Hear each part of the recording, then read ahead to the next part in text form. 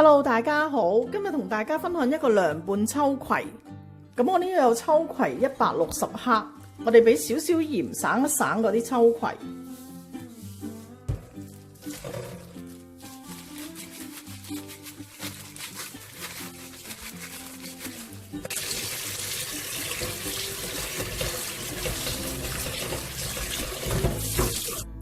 呢個頭咧略為批少少，批嗰陣時咧就小心隻手，真係批唔到都唔緊要嘅。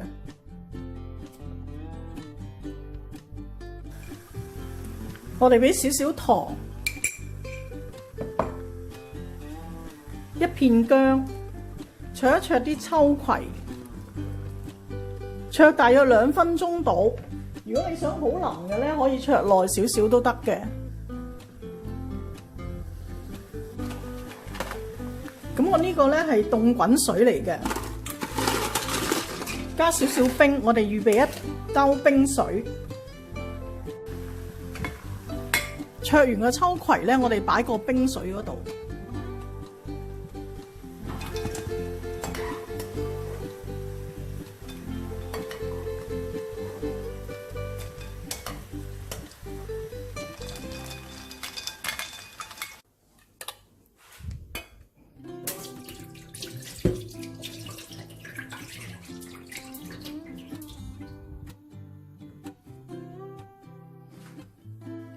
呢個秋葵咧，你可以原條或者將佢1開2都得。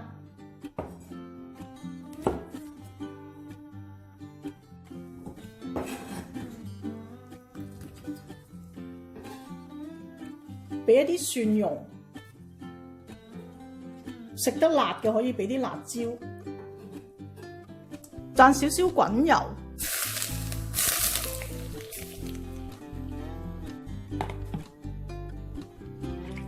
1湯匙嘅生抽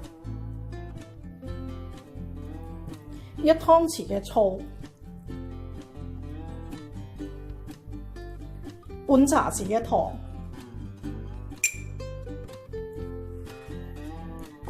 些少麻油，